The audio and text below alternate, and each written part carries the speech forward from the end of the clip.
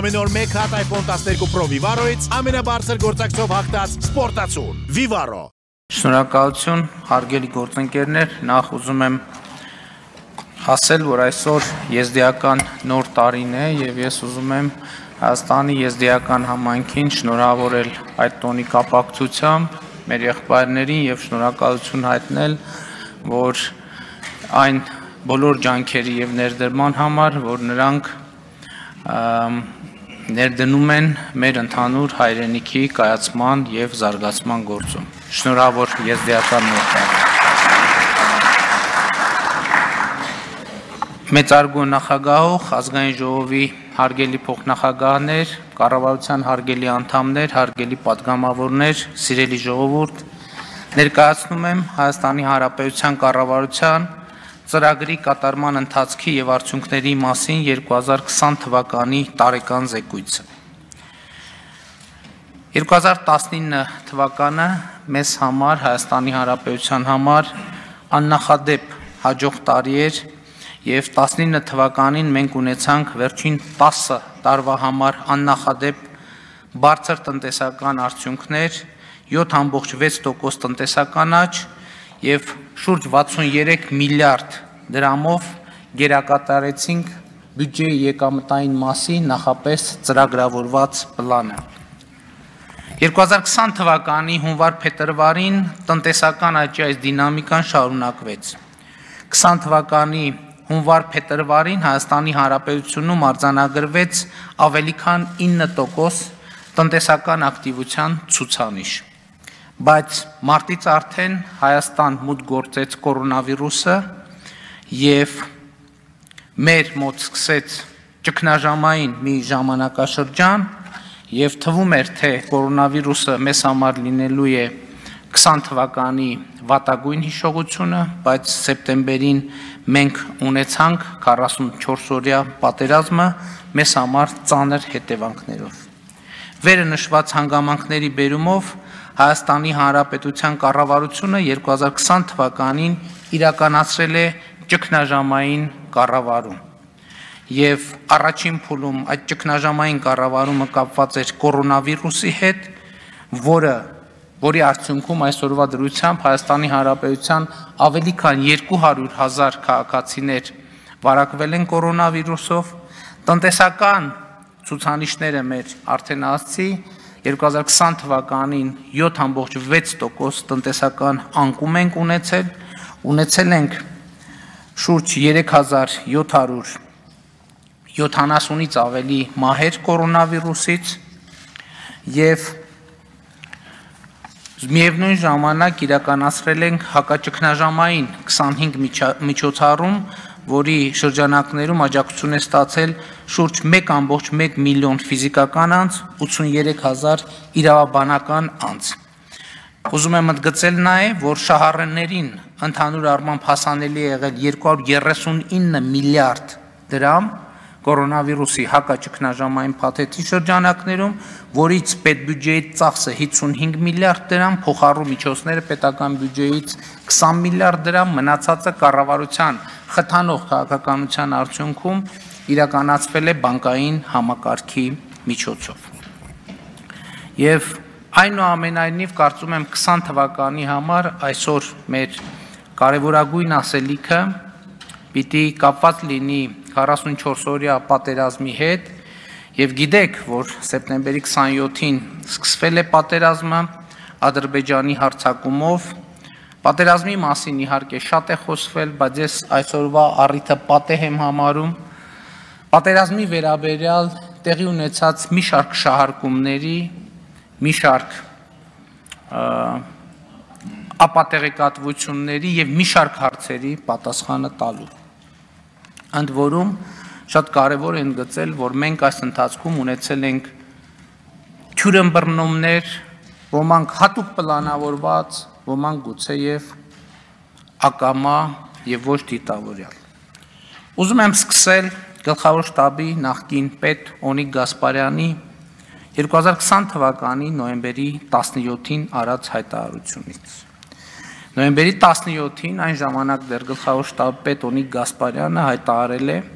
որ պատերազմի 4-րդ օրը անվտանգության խորհրդի նիստի ժամանակ ներկայացրել է մեր կորուստները եւ ստեղծված իրադրության վերաբերյալ զինված ուժերի գնահատականը, նշելով, մեջբերում եմ, որ 2-3 օրվա ընթացքում անհրաժեշտ է միջոցներ ձեռնարկել պատերազմը կանգնեցնելու համար։ Ուզում եմ այս ամբիոնից պատասխանատու եւ պաշտոնապես արձանագրել, որ Օնիկ Գասպարյանի նոյեմբերի 17-ի հայտարարության այդ կետը իրականության հետ որևէ աղերս եւ առնչություն չունի։ Չի ասել գլխավոր շտաբի պետը նման բան, դա արձանագրված է պաշտոնապես, այդ թվում ձայնագրությամբ է արձանագրված, ընդհակառակը ասել է, խոսքը սեպտեմբերի 30-ի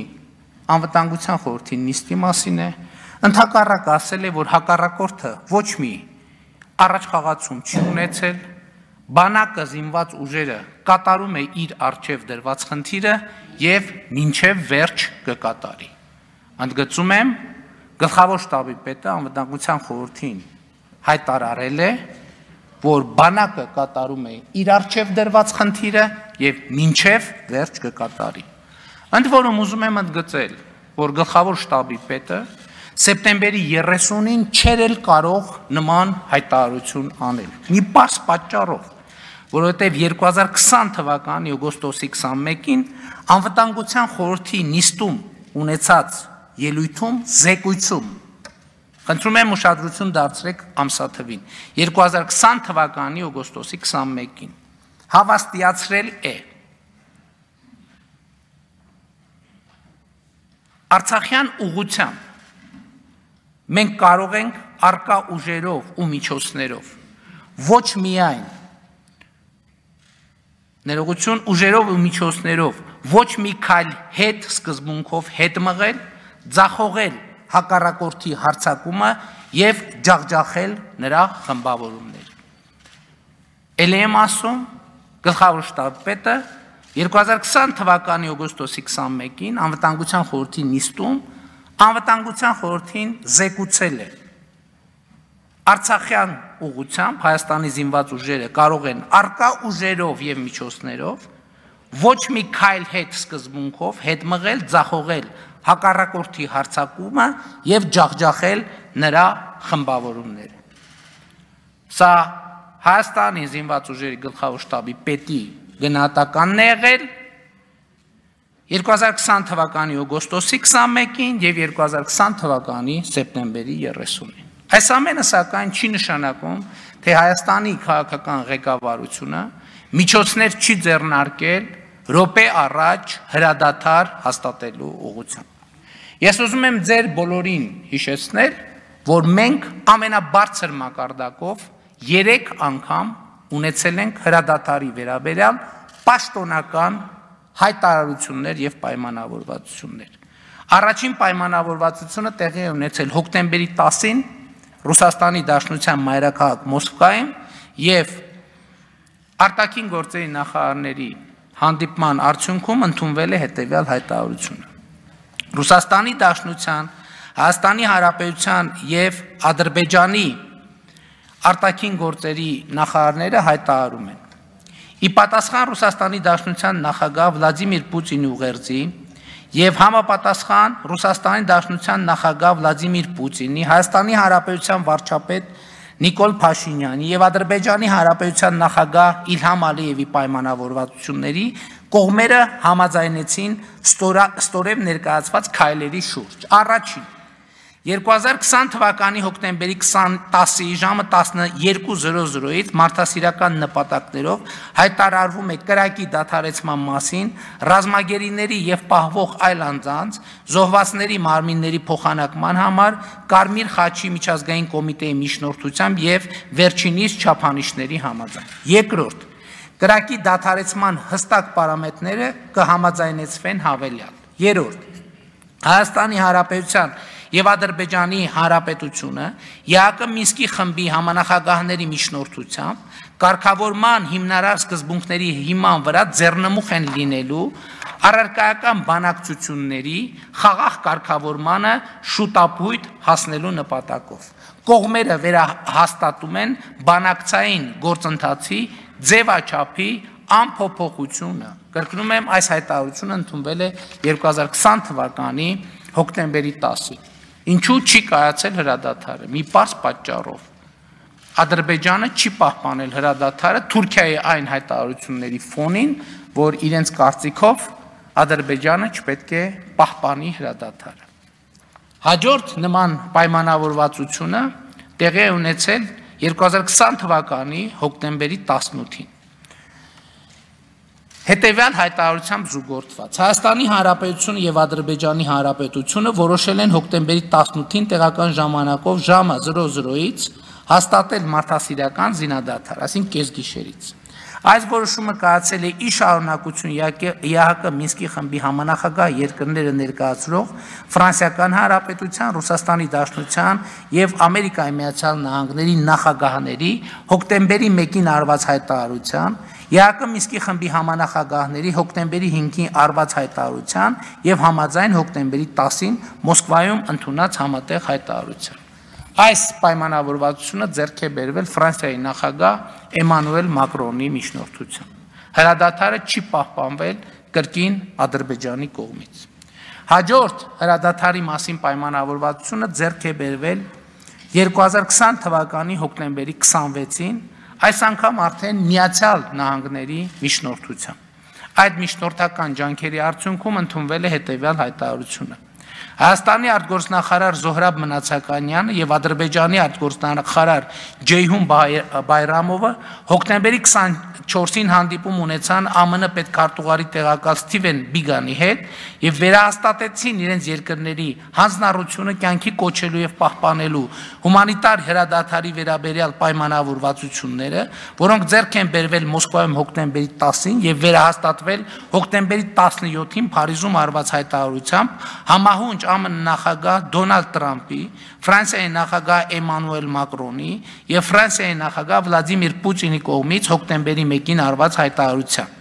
Հումանիտար հրադադարն ուժի մեջ կմտնի հոկտեմբերի 26-ին տեղական ժամանակով 08:00-ին։ Միացյալ Նահանգները խթանեցին ինտենսիվ բանակցություններ ԱԳ նախարարների եւ Մինսկի խմբի համանախագահների միջև Հայաստանին եւ Ադրբեջանին ԼՂ հակամարտության խաղաղ կարգավորմանը մոտեցնելու նպատակով։ Ես ուզում եմ հիշեցնել, որ բոլոր 3 հայտարարությունների մեջ հղում է արված հոկտեմբերի 10-ին Մոսկվայում արված հայտարարությանը, որտեղ արձանագրվում է, որ բանակցային գործընթացը պետք է տեղի ունենա ԵԱՀԿ Մինսկի խմբի շրջանակներում եւ ֆորմատի փոփոխություն տեղի չի ունենում, բայց հերթական հայտարարությունը հրադադարը նույնպես չի պահպանվել Ադրբեջանի կողմից։ Շատ է շահարկվել այն մասին, թե ինչ է տեղի ունեցել հոկտեմբերի 19-ին եւ հոկտեմբերի 19-ից հետո։ Տեղի է ունեցել հետեւյալը. վերլուծելով իրադրությունը եւ խորհրդակցելով Արցախի նախագահի եւ զինված ուժերի գլխավոր շտաբի հետ, ես որոշել եմ, որ մենք պետք է որոշակի նաեւ ծանր զիջումների ճանապարհով հասնենք հրադադար։ Եվ այդ կապակցությամբ հրավիրել եմ անվտանգության խորհրդի նիստ, որին մասնակցել են խորհրդարանական խմբակցությունների ներկայացուցիչները, այդ թվում ընդդիմադիր, ընդ որում ես ասել եմ, որ խորհրդարանական ընդդիմության ներկայացուցիչներին հրավիրել եմ ոչ թե նրանց հետ պատասխանատվություն կիսելու, այլ ուղղակի նրանց տեղեկացնելու համար, որովհետև այս պահին տեղի ունեցողի վերաբերյալ չեմ կարող հրապարակային հայտարարություն անել, որովհետև եթե հանկարծ հակառակ կողմը չընդունի մեր առաջարկը, այդ հայտարարությունները մեր ընդհանուր իրադրության վրա դրական չեն ազդի։ Ավելին, ասեմ նաև անվտանգության խորհրդի այդ նիստին մասնակցել են Հանրապետության նախագահը եւ Վեհափար Հայրապետը։ Նույն օրը ես հրավիրել եմ արտախորհրդարանական ընդդիմության ներկայացուցիչներին եւ ելի տեղեկացնել եմ նրանց կատարվող իրադարձությունների մասին։ Կրկնել եմ հատուկ, որ ես չեմ հրավիրել նրանց հետ պատասխանատվություն կիսելու կամ պատասխանատվություն նրանց վրա դնելու համար։ Հրավիրել եմ ուղղակի տեղեկացնելու համար, թե ինչ է տեղի ունենում։ Որից հետո ես համաձայն պայմանավորվածությամբ զանգահարել եմ Ռուսաստանի Դաշնության նախագահին եւ ասել եմ, որ մենք ուզում ենք հրադադար Ադրբեջանի տարածքների 5 գումարած 2 ձևաչափով վերադարձի պայմանով մի պայման, որ նախկինում էլ միջնորդների կողմից Հայաստանի Հանրապետությանը առաջադրված ա եղել ամենատարբեր ֆորմատներով։ Այս խոսակցության համատեքստում է, որ մենք մանրամասն քննարկում ենք ունեցել Ռուսաստանի Դաշնության նախագահի հետ եւ նա ասել է մենք ընդհանուր ըմբռնում ենք ձեռքբերել, սա շատ կարևոր արձանագրում է, որ մենք արձանագրել ենք, որ Ռուսաստանի Դաշնության նախագահի հետ մենք նույն կերպ ենք ձևակերպում կամ ունենք ընդհանուր ձևակերպում իրադրության հաղթահարման, գիտեք, որ այնտեղ փախստականների վերադարձի հարց է եղել, ադրբեջանցի ներքին տեղահանվածների հարց է եղել վերադարձի Լեռնային Ղարաբաղ, եւ ես ասել եմ, որ մենք սկզբունքորեն այդ հարցի հետ կապված առարկություն չունենք, չենք ունենա, եթե մենք հարցը ինչ որ կերպ փոխկապակցենք Լեռնային Ղարաբաղի կարգավիճակի ճշգրտման process-ի հետ, որից հետո Ռուսաստանի նախագահը ունեցել է խոսակցություն Ադրբեջանի նախագահի հետ, ինչի արդյունքում պարզ է դարձել, որ ադրբեջանական կողմը կտրականապես չի ընդունում Հադրութի շրջանի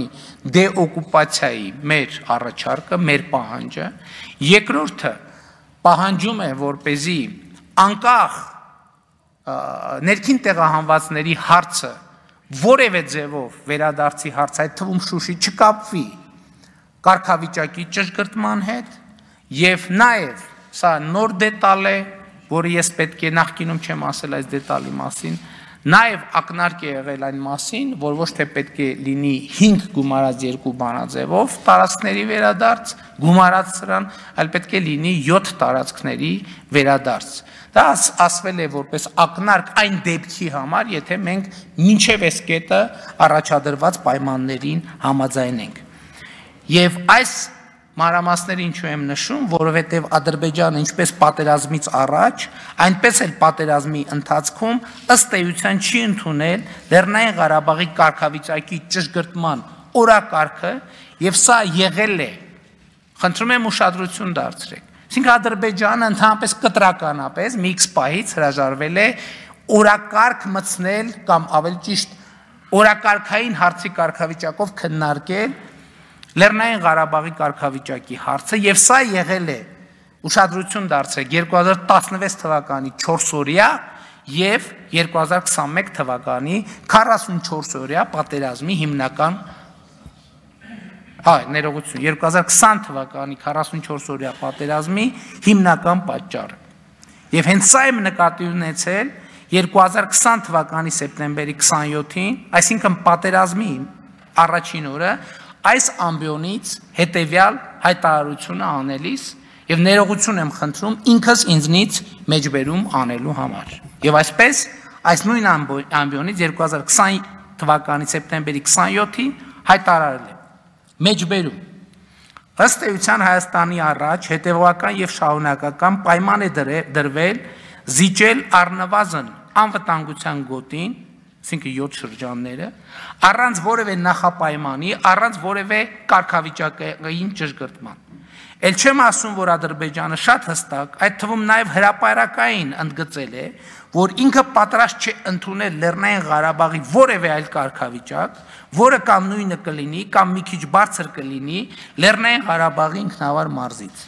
Ես ուզում եմ մենք բոլորս սա հստակ արձանագրենք, որովհետև ես գիտեմ, որ լինելու են հարցեր եւ հարցադրումներ, արդյոք կարող ենք խուսափել եւ ինչ պիտի անեինք, որ խուսափեինք այդ իրավիճակից, սա շատ կարեւոր նյուանս է։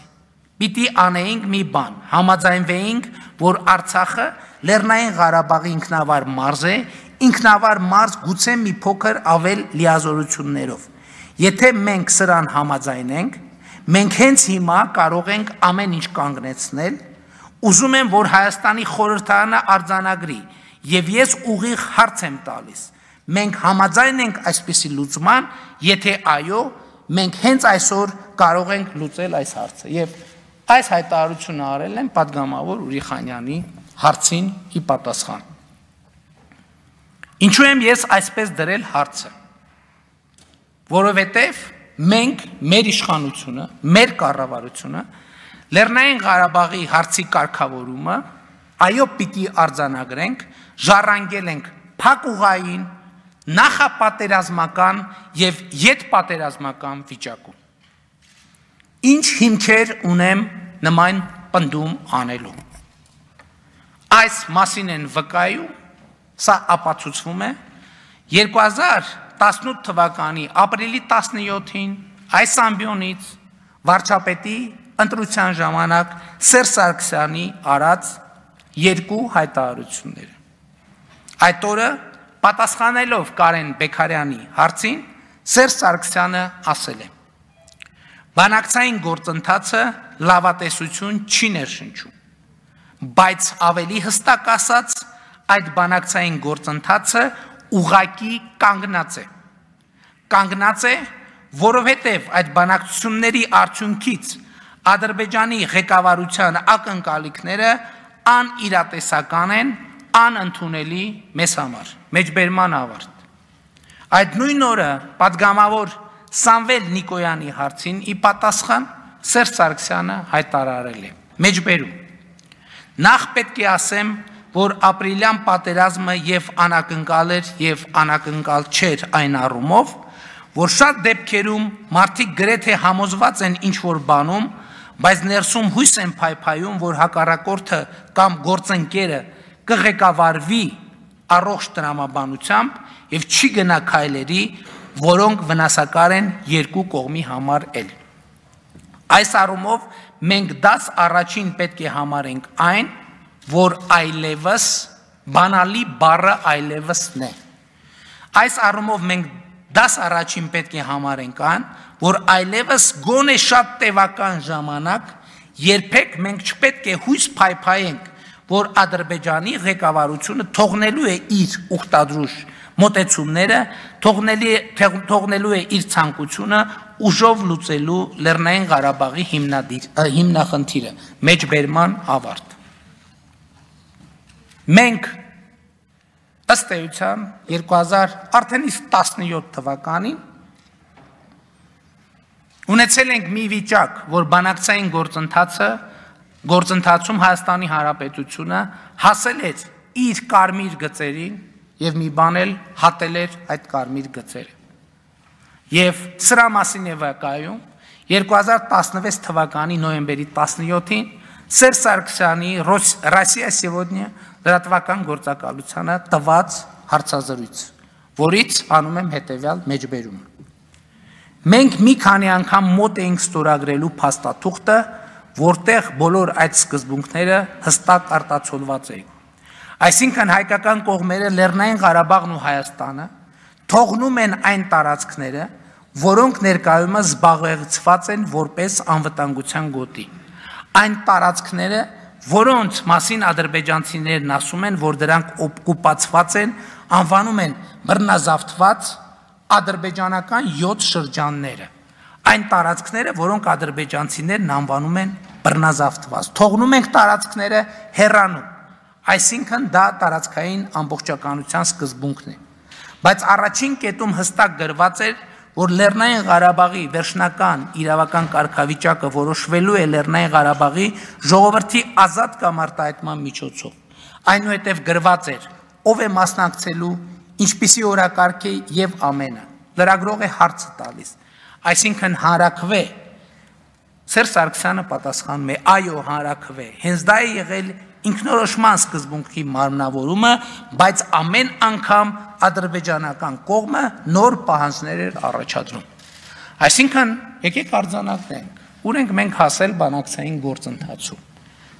Մենք հասել ենք միտեղ, երբ որ հայկական կողմը ասում է, Ադրբեջան 7 շրջանները քեզ են վերադարձում, Ադրբեջանն ասում է, ոչ։ Ավելին պիտի 10։ Հասկանում եք, բանակցային գործընթացը հասել է մի կետ, երբ որ հայկական կողմը, ընդ որում ես ասում եմ շատ կարևոր է, որ ես իմ մեկնաբանությունը չի։ Հայկական կողմը ասում է Ադրբեջան, վերադարձնում եմ 7 տարածքները, հանձնում եմ քեզ 7 տարածքները։ Ադրբեջանն ասում է ոչ, ավելին պետք է 10։ Եվ Սրա մասին վկայում է Սերժ Սարգսյանը եւս մեկ հարցազրույց, որ նա տվել է 2017 թվականի հուլիսի 16-ին Արմենիա հեռուստաընկերությանը։ Ինչ արձանագրում։ Մեջբերում ապրիլյան պատերազմը ցույց տվեց, որ Ադրբեջանը հրաժարվում է խնդրի լուծման մադրիդյան տարբերակից եւ դա հասկանալի դառավ բոլորին։ Ադրբեջանի դիրքորոշումն էլ պարզ է։ Նա ասում է, որ Լեռնային Ղարաբաղի խնդիրը Ադրբեջանի ներքին գործն է, այսինքն Ղարաբաղը Ադրբեջանի բաղկացուցիչ մասն է եւ այդպիսին պետք է շարունակի մնալ։ Ես այդ մեջբերումները արեցի ցույց տալու համար, որ այն ինչ ասել եմ падգամավորի հարցինի պատասխան այս ամբիոնից Հայաստանի ազգային ժողովի առաջ, ժողովրդի առաջ, դա ոչ թե իմ գնահատականն է եղել, այլ բանակցային օբյեկտիվ իրադրություն, որը ապացուցվում է բազմաթիվ փաստերով, այդ թվում ձեռքբերված ուրեմն մեջբերումներով։ Բայց հետպատերազմական շրջանում նախկինում Հայաստանը ղեկավարած անձինք հանդես են եկել հայտարարություններով, որոնք պետք է հստակ պարզաբանվեն։ Մեր իրականության մեջ ստեղծվել է այդ թվում իմ ասած շրջանակի կողմից մի այսպիսի ըմբռնում, թե այն կողմը, որը բանակցություններում, այսպես ասած, ցուցաբերում է ոչ կառուցողական մոտեցում, այդ կողմի նկատմամբ միջազգային հանրությունը ճնշումներ է գործադրում նրան կառուցողական դաշտ բերելու համար։ Պարզ մոլորություն է ժողովրդին եւ բոլորի մոլորության մեջ գցելու փորձ է, որովհետեւ մի X պայից սկսած, առնվազն 2011 թվականից սկսած,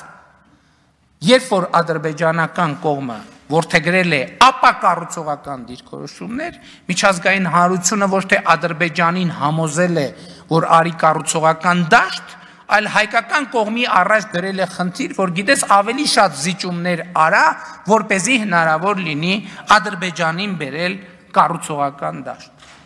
Եվ ընդ որում են պնդումները, որ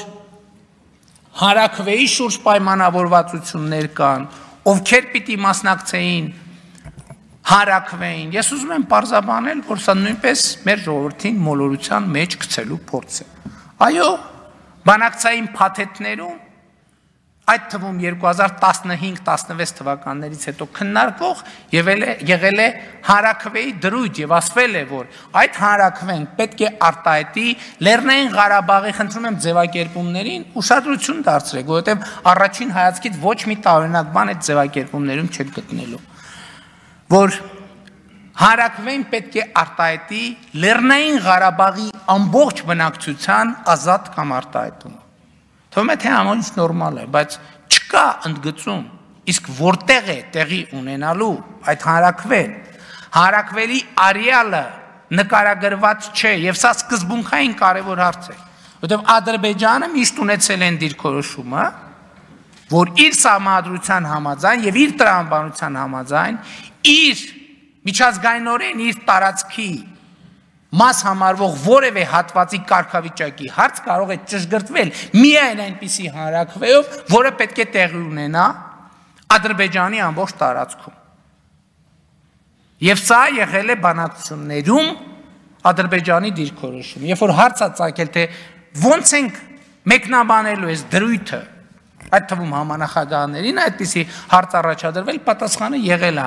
այն մեկնաբանությունը, որի շուրջ կհամաձայնվեն եւ Հայաստանը եւ Ադրբեջանը, ահա այդ մեկնաբանությունը ընդունելի է մեզ համար։ Հաջորդ հարցը, իսկ ինչ է նշանակում Լեռնային Ղարաբաղի ամբողջ բնակչություն։ Իսկ ինչ է դա նշանակում։ Ադրբեջանի մեկնաբանմամբ դա նշանակում է ներքին տեղահանվածներ, այդ թվում տեղահանումից հետո նրանց ընտանիքի անդամներ, որոնք ծնվել են դրանից հետո, եւ եկեք արձանագրենք, որ ըստ ամենայն դեպս եղած տվյալների հայտնի իրադարձությունների բերումով Արցախյան առաջի պատերազմի համատեքստում Լեռնային Ղարաբաղի ինքնավար մարզի տարածքից հեռացել է շուրջ 40,000 ադրբեջանցի, շուրջ, եթե ոչ ավել, գոնե պաշտոնական տվյալներով։ Հաջորդ հարցը, իսկ ինչ կոնկրետ հարց է դրվելու հանրաքվեի, ով է ձևակերպելու այդ հարցը։ Այս հարցին նույնպես հստակ պատասխաններ չեն եղել։ Եվ շատ կարևոր է մի սկզբունքային կարևոր նրբություն, որ երկար ժամանակ եւ հետեւողականորեն թաքցվել է հայ հանրությունից։ Երբ որ ասվում է Սերժ Սարգսյանի կողմից, որ Ադրբեջանը հրաժարվում է խնդրի լուծման մադրիդյան տարբերակից, սա պետք է հասկանալ, թե ինչ է նշանակում։ Ուրեմն մադրիդյան տարբերակում կա մի այսպիսի հասկացություն, միջանկյալ կարգավիճակ։ Ադրբեջանը ըստ էության 2011 թվականից սկսած հրաժարվում է միջանկյալ կարգավիճակի քննարկումից եւ թվում է թե այս պայմաններում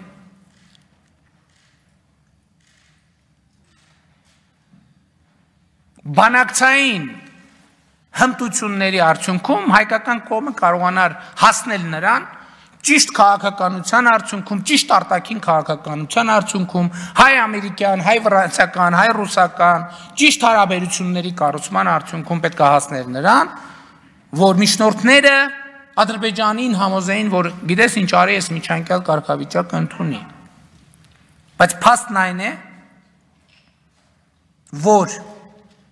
Ադրբեջանի այս դիրքորոշումը 2014-15 թվականներից սկսած արժանացել է միջնորդների աջակցությանը եւ 2016 թվականի ապրիլյան պատերազմը սկսել է այն բանից հետո, երբ միջնորդների կողմից հայկական կողմին առաջարկվել է, որ հայկական կողմը հրաժարվի միջանկյալ կարգավիճակի արձանագրման պահանջից։ Ես ուզում եմ հստակ արձանագրենք։ 2016 թվականի ապրիլի 2 ամիս առաջ միջնորդների կողմից եղել է հստակ առաջարկ, որ հայկական կողմը հրաժարվի միջանկյալ կարգավիճակի արձանագրման ձգտումներից։ Հայկական կողմը հրաժարվել է եւ դրանից 2 ամիս անց սկսել է ապրիլյան պատերազմը, որը տարածքային կորուստներից հետո կանգնեցնելու հանգամանքով ըստ էության դառնում է պիտի դառնար իմ նշած օրակարգի, այսինքն միջանկյալ կարգավիճակից հրաժարումի պարտադրում։ Հետո կանգնեցնելու հանգամանքով ըստ էության դառնում է պիտի դառնար իմ նշած օրակարգի, այսինքն միջանկյալ կարգավիճակից հրաժարումի պարտադրում։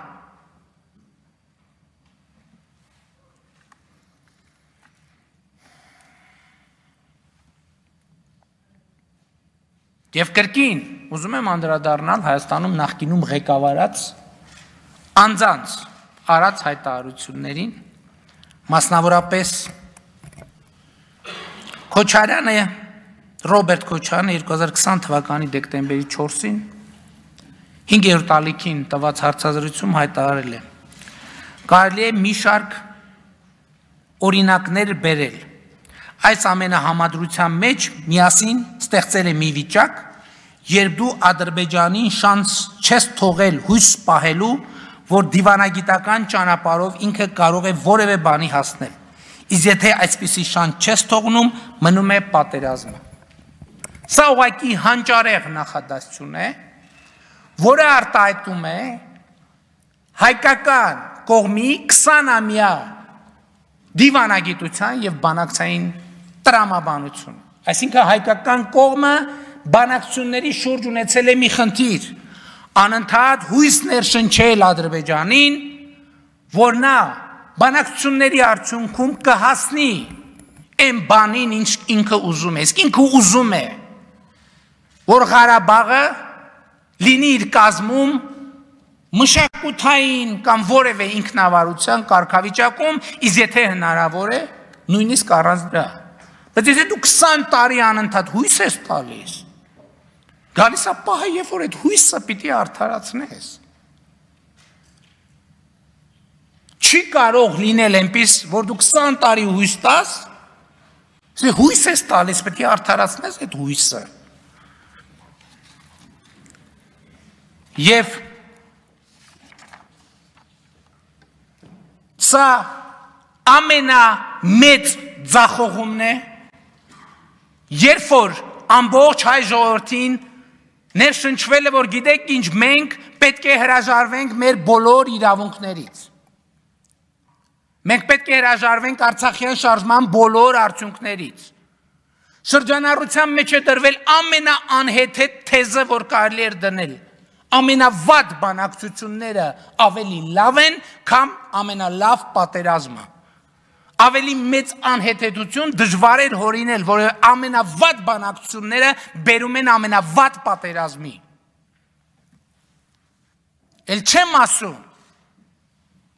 որ հենց Ռոբերտ Քոչարյանի ժամանակներում 97-98 թվականներին ոչ միայն հույս են տվել Ադրբեջանին,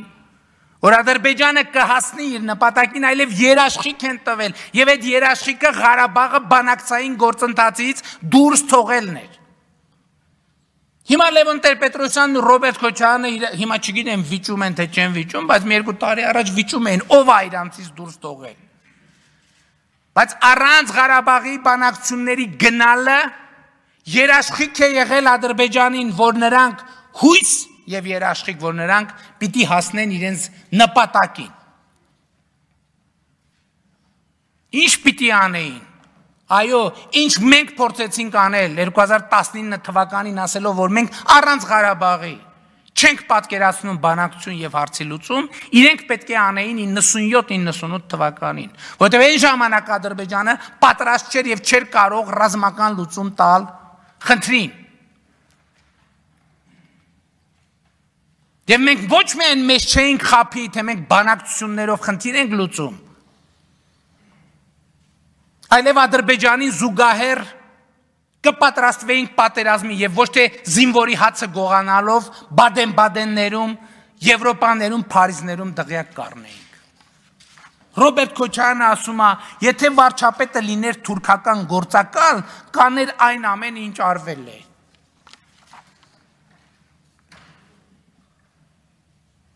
Եթե Ռոբերտ Քոչարյանը լիներ թուրքական գործակալ եւ 97-98 թվականներին, եթե Հայաստանը ղեկավարեին թուրքական գործակալներ, ամենամեծ ծառայությունը, որ նրանք կարող էին մատուցել Ադրբեջանին, Ղարաբաղը բանակցային գործընթացից դուրս թողելն է, երաշխիք տալով, որ նրանք ներքուստ Ղարաբաղը համարում են Ադրբեջանի մաս։ Եթե Ռոբերտ Քոչարյանը լիներ թուրքական գործակալ, այո, նրա օրոք Հայաստանի խորհրդարանում կգնդակահարեին Վազգեն Սարգսյանին եւ Կարեն Դեմիրճյանին, որովհետեւ ում եթե ոչ թուրքական գործակալի օրոք կարող էր գործակալների օրոք, եթե ազգային անվտանգության ծառայությունը 1999 թվականին ղեկավարվեր թուրքական գործակալի կողմից, այո, կգնդակահարեին խորհրդարանում Հայաստանի Արցախյան հաղթանակի հեղինակին եւ Հայաստանը արդյունաբերական երկիր դարձրած առաջնորդին։ Այո, դա կարող էր տեղի ունենալ մի պայմաններում, եթե նրանց անվտանգությունը ապահովված լիներ թուրքական գործակալների կողմից։ Էլ չեմ ասում,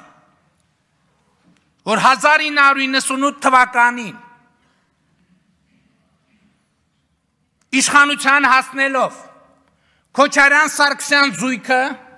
դավաճանություն էր համարում Ղարաբաղի հարցը փուլային եղանակով լուծելու հնարավորությունը, նույնիսկ դա քննարկելը։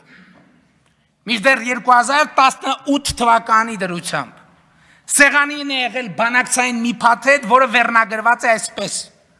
Декларация о первом этапе и о дальнейших шагах в Нагорно-Карабахском урегулировании. 98 թվականին նրանք համարում էին, որ Ղարաբաղի հարցը չի կարող փուլային տարբերակով լուծվել։ Եվ նրանց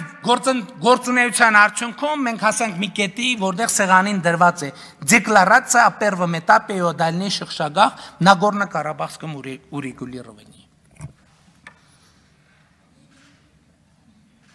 Եվ որտեղ է հետևությունը, որտեղ է եզրակացությունը, որտեղ է վճիռը,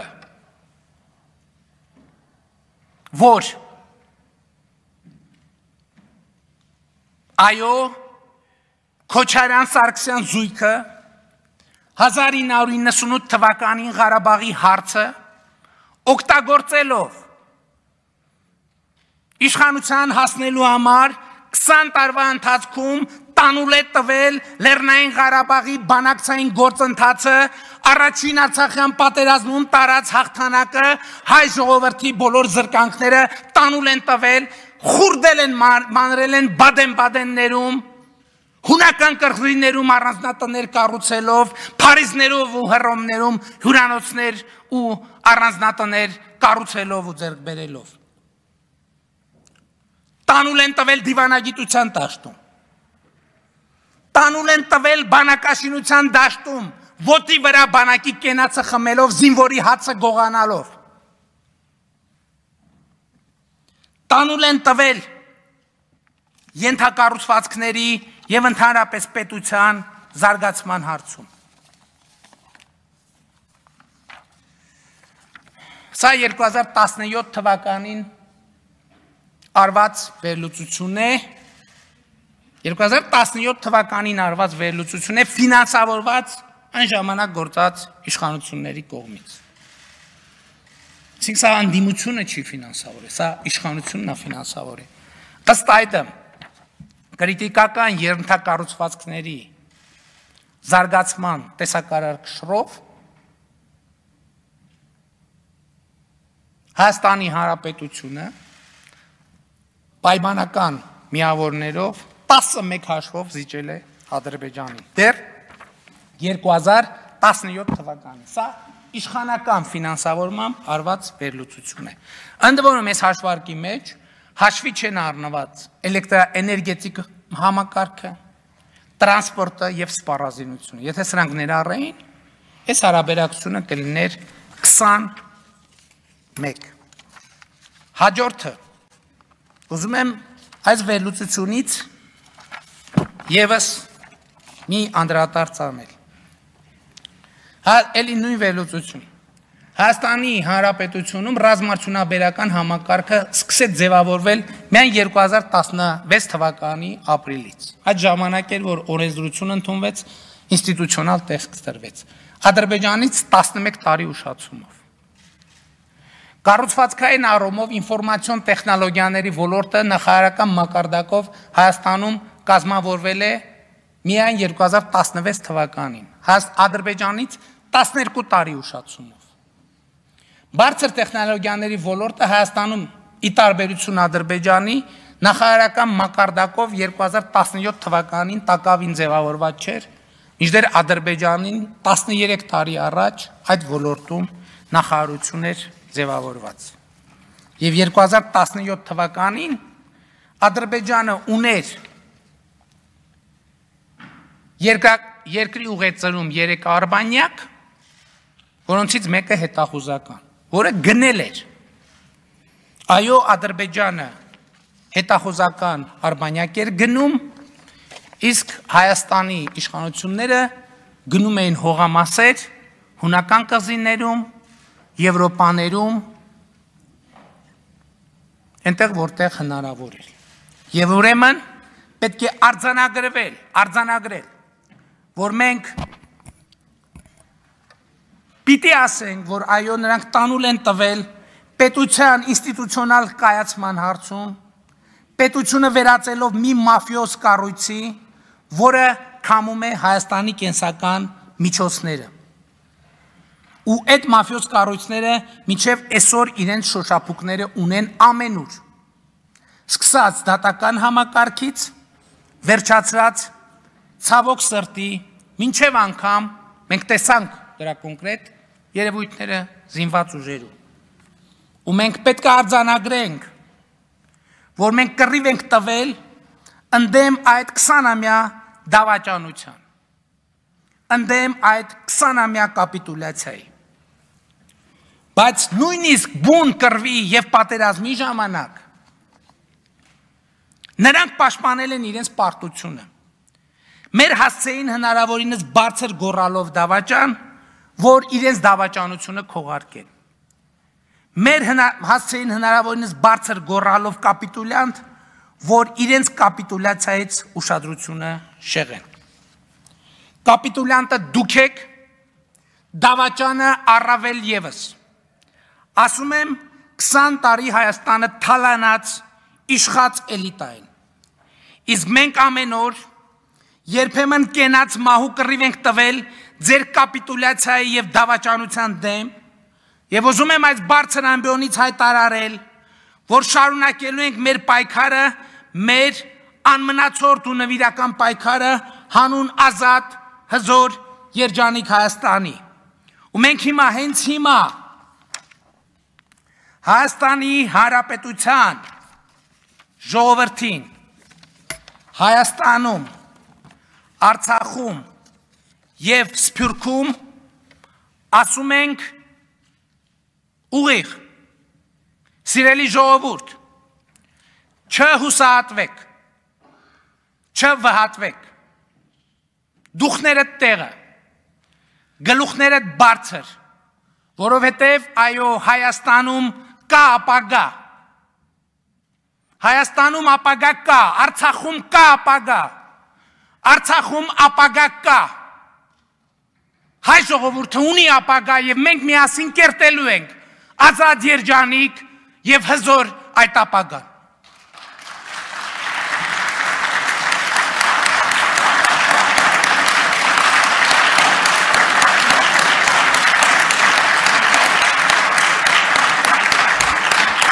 Շնորհակալ եմ։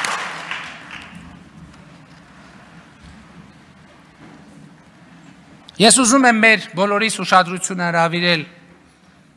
այն փաստի վրա, որ մենք այնուամենայնիվ պետք է խոսենք ապագայի մասին։ Ապագայի մասին այդ խոսակցության ամենակարևոր մասը Լեռնային Ղարաբաղի հարցի կարգավորումն է։ Եվ ես ուզում եմ ընդգծել, որ մենք քաղաքական հարց,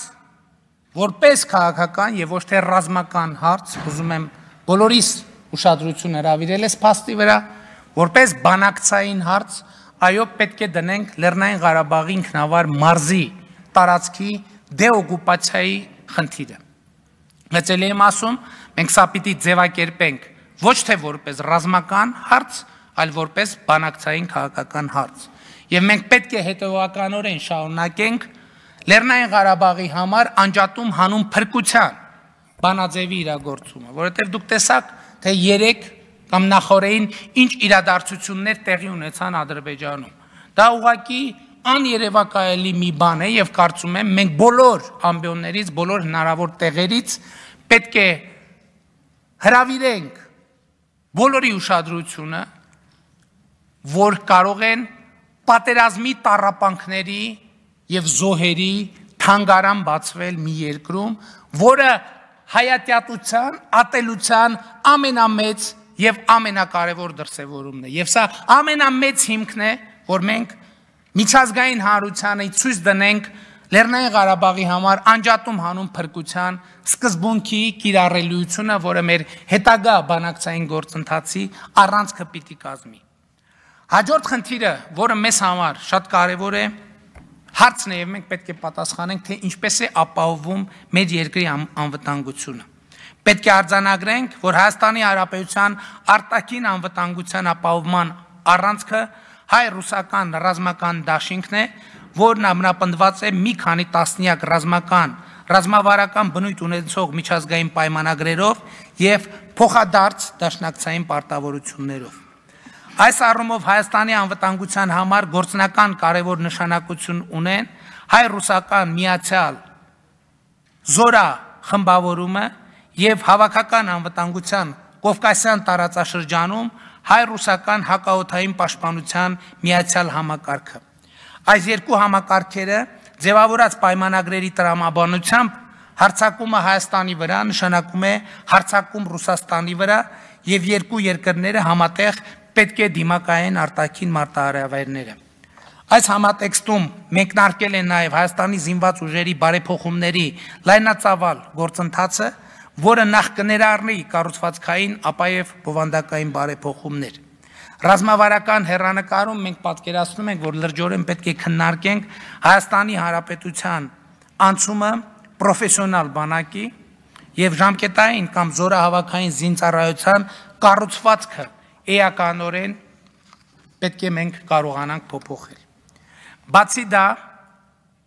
մենք հույս ունենք եւ մենք քննարկում ենք Հայաստանում ռուսական 102-րդ ռազմաբազայի հնարավորությունները հարստացնելու հարցը, ինչպես նաև կան քննարկումներ, պաշտպանության նախարարը այդ մասին արդեն հայտարարել է, որ Սյունիքի մարզում մենք նաև 102-րդ ռազմաբազայի հենակետ ստեղծելու վերաբերյալ բավականին արդյունավետ քննարկումներ ենք ունենում Ռուսաստանի մեր գործընկերների հետ, նաև Սյունիքի մարզի մի շարք հատվածներում Հայաստանի պետական սահմանի պահպանությանը մասնակցում են նաև ռուս սահմանապահները։ Ռազմավարական հեռանկարում մենք պատկերացնում ենք, որ Հայաստանի պետական սահմանների այն հատվածների պահպանությունը, որը իրականացնում են Հայաստանի զինված ուժերը, կդրվի սահմանապահների վրա, իսկ բանակի ստորաբաժանումները կզբաղվեն բացառապես մարտական պատրաստականության, մարտունակության բարձրացման հարցերով։ Արցախի անվտանգությունը կշարունակի իրականացնել պաշտպանության բանակը ռուսական խաղաղապահ ուժերի հետ համատեղ եւ այս առումով որևէ բան մեծ փոփոխություն մենք չենք ունենա։ Ես ուզում եմ բարձրամանել մեր ձևակերպումը պայմանագրային եւ պրոֆեսիոնալ հասկացությունների մեջ մենք պետքա որոշակի տարբերակում մտցնել։ Մենք ինչ խնդրեմ ունեինք երկար տարիներ։ Գիտենք այդ խնդրեմ, բայց ցավոք էլի չենք չնկատելու ենք տալիս կամ նկատում ենք, բայց տեսեք, պայմանագրային բավականին մեծ թվով զինծառայողներ ընդգրկված են մարտական հերթապահության մեջ, բայց մեր պայմանագրայինները ըստ էության 14 օր իրականացնում էին մարտական հերթապահություն, 14 օր գնում էին զբաղվում էին իրենց գործերով, մեկ գյուղատնտեսությամբ, մյուսը այլ աշխատանքով եւ ըստ էության մարտական պատրաստության բարձրացման հետ կապված աշխատանքները շատ թերի էին ի սահմանափակ։ Պրոֆեսիոնալ զինվորական ինչով է տարբերվում։ Նախ արդեն ասի ես կարծում եմ, որ սահմանների պահպանությունը պետք է իրականացնեն սահմանապահները։ Զինված ուժերը ոչ պատերազմական իրադրության ժամանակ պետք է գտնվեն իրենց մշտական տեղակայման վայրերում եւ նրանք պետք է 24 ժամ շաբաթվա մեջ 7 օր ամսվա բոլոր աշխատանքային օրերին զբաղված լինեն բացառապես մարտական պատրաստության խնդիրներով։ Այսինքն այս ընթացքում նրանք չպետք է շաբաթվա կեսը զբաղվեն, օրինակ գյուղատնտեսությամբ, մյուս կեսը զինվորականությամբ։ Նրանք պրոֆեսիոնալ պետք է զբաղվեն իրենց աշխատանքով, բայց մենք պետք է հասկանանք նաև, որ սա բավականին երկար գործընթաց է, դա 1-2 օրում որքան էլ ցավալի է հնարավոր չի անել։ Եվ այդ գործընթացը ուզում եմ ասել, որ սկսվել է ըստ էության 2018 թվականից, որտեղ 2018 թվականին երրորդ բանակային կորպուսում մասնավորապես մենք սկսեցինք բավական մեծ ծավալների հատուկ նշանակության արագ արձագանքման պրոֆեսիոնալ ջոկատների ձևավորումը եւ հետագա գործընթացներում այդ կառուցվածքը ցույց տվեց իր արդյունավետությունը։ Շատ կարևոր եմ համարում, որ մենք կոմունիկացիաների բացման թեման պահենք մեր ուշադրության կենտրոնում, որովհետև ես ունեմ ցավոք սրտի կասկածներ, որ հենց Ադրբեջանը ամեն ինչ անում է այս գործընթացը տորպեդահարելու եւ Հայաստանը շրջափակման մեջ պահելու համար։ Եվ ուզում եմ, որ մենք արձանագրենք, որ մենք հետևողականորեն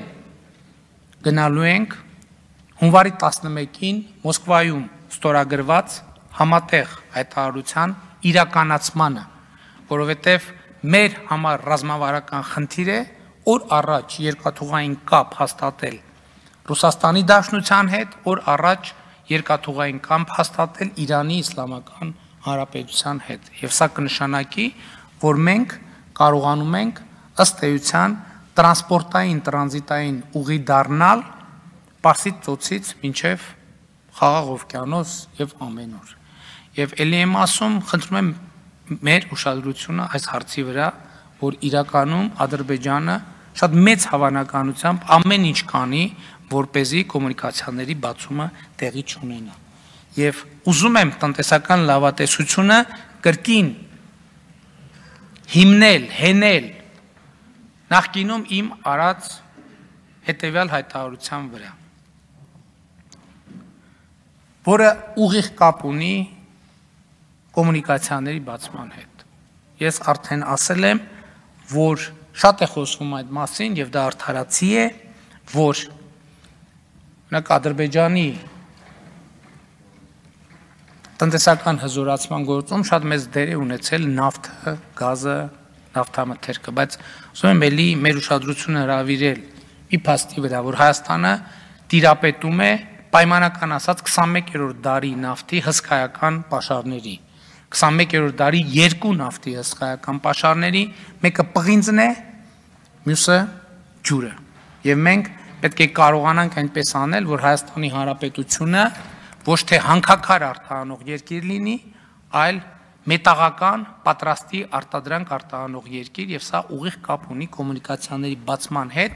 որովհետեւ ներդրումային միջավայրի այդ կարգի մեծ տնտեսական նախագծեր իրագործելու համար էական է երկաթուղային կապի արկայությունը։ Իհարկե մենք արդեն 2018 թվականից սկսել ենք ջրային պաշարների կուտակման հնարավորությունների ուսումնասիրությունը եւ մյուս կողմից Հայաստանը ռոռոկման եւ խմելու ջրի կուտակման մեծ ծրագիր պետք է իրականացնի եւ այս երկու հենքի վրա պետք է լինի հիմնված մեր տնտեսությունը։ Եվ ելի ուզում եմ ընդգծել, որ այո, մենք տիրապետում ենք 21-րդ դարի նավթի, պղնձի եւ ջրի հսկայական պաշարների։ Տարեկան 7 միլիարդ խորանարդ մետր ջուր է ձևավորվում Հայաստանի Հանրապետության տարածքում եւ դրա մի չնչին մասն է, որ մենք ի վիճակի ենք լինում կուտակել։ Հաջորդը, որ մեզ համար ունի ռազմավարական նշանակություն, կրթության ոլորտի բարեփոխումներն են։ Եվ ես ուզում եմ ընդգծել, որ մենք շարունակում ենք Հայաստանում նախակրթարանների ստեղծման բավականին լայնածավալ ծրագիրը եւ մենք այդ ծրագիրը հետեւողականորեն շարունակելու ենք։ Ըստ էության այս շղթայի մաս է, որ մենք մեր կարծիքով վերջապես կարողացել ենք գտնել մի բանաձև, որով պրոֆեսիոնալ ուսուցիչների աշխատավարձը հետեւողականորեն շարունակաբար եւ ըստ էության պայմանական ասած անընդհատ կավելանա։ Եվ դրա համար ես արդեն ներկայացրել եմ, ներդրվում է ուսուցիչների որակավորման հաստատման ատեստացիայի գործընթաց եւ այս տարվանից սկսած ատեստացիա անցած ուսուցիչների աշխատավարձը նոյեմբերից 30-ից 50%-ով կբարձրանա եւ շարունակաբար բոլոր այն ուսուցիչները, ովքեր իրենց որակավորումը կվերահաստատեն, նրանց աշխատավարձերը առաջին փուլում կբարձրանա 30-ից 50%-ով, հետագայում նրանք իրենց գործունեության արդյունքում հնարավորություն կունենան հավաքել կրեդիտներ, բարձրացնել իրենց որակավորման հավաստման մակարդակը եւ շարունակաբար ունենալ աշխատավարձերի բարձրացում։ Հաջորդ ուղղությունը, որ մենք որդեգրել ենք, գիտության ֆինանսավորման ավելացումն է։ Դուք գիտեք, որ մենք այս տարի նաև խորհրդարանի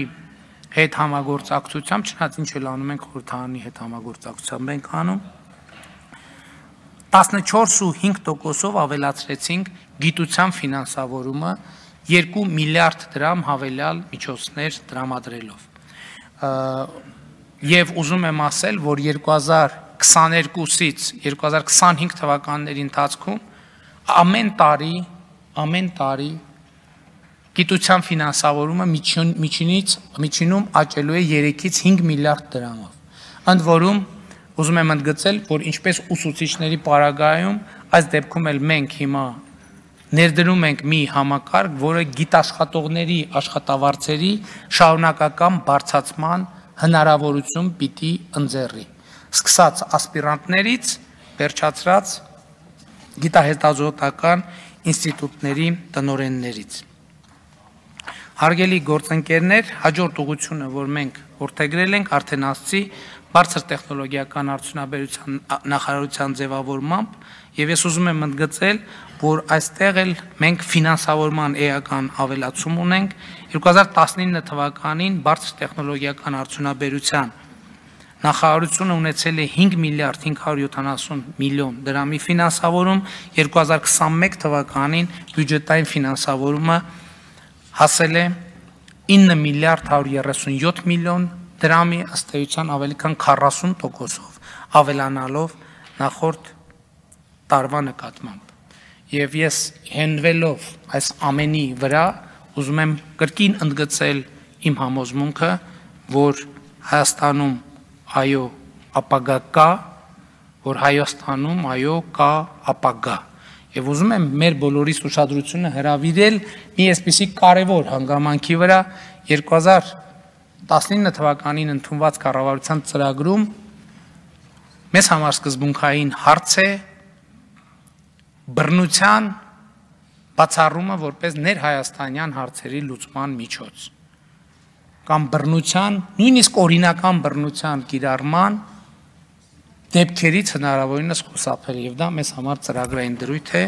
եւ ես ուզում եմ ուրախությամբ ընդգծել, որ այն իրավիճակները, որ մենք ունեինք խորհրդանշական ձևով ասած Երևանի Հանրապետության հրապարակում, Երևանի Բաղրամյան պողոտայում, Երևանի Դեմիրճյան փողոցում, մենք այդ իրավիճակները հանգուցալուծել ենք առանց որևէ բռնության։ Եվ սա շատ կարևոր արձանագրում է։ Այն ժամանակ, երբ որ Հայաստանի ձեզ հայտնի շրջանակները ամենօրյա ռեժիմով առաջարկում էին գլխատել, կախել, գնդակահարել իշխանության ներկայացուցիչներին, այդ նույն ընթացքում Հայաստանի Հանրապետության իշխանությունը իրավապահ մարմինները իրավիճակները հանգուցալուծեցին ոչ միայն առանց որևէ կրակոցի, նույնիսկ մի ոստիկանական մահակ չի բարձրացել վերև։ Եվ ես ուզում եմ կրկին ընդգծել, որ համաձայն խորհրդանական ընդդիմության հետ ձեռք բերված պայմանավորվածության եւ այդ պայմանավորվածությունը նախապես քննարկվել է նաեւ Հայաստանի Հանրապետության նախագահի հետ Հայաստանի Հանրապետությունում 2020 թվականի հունիսի 20-ին տեղի կունենան արտահերթ խորհրդարանական ընտրություններ եւ սրա ամենակարևոր եւ մեծ սիմվոլը այն է, որ մենք սրբորեն պահել ենք, պահպանել ենք ժողովրդից ստացած իշխանությունը, թույլ չենք տվել, որ պատահական մարդիկ, որոնք իշխանագողության շատ հարուստ փորձ ունեն, ձեռք գցեն այդ իշխանությունը եւ մենք այդ իշխանությունը վերադարձնում ենք ժողովրդին։ Եվ եթե ժողովուրդը կորոշի այդ իշխանությունը կրկին պատվիրակել մեզ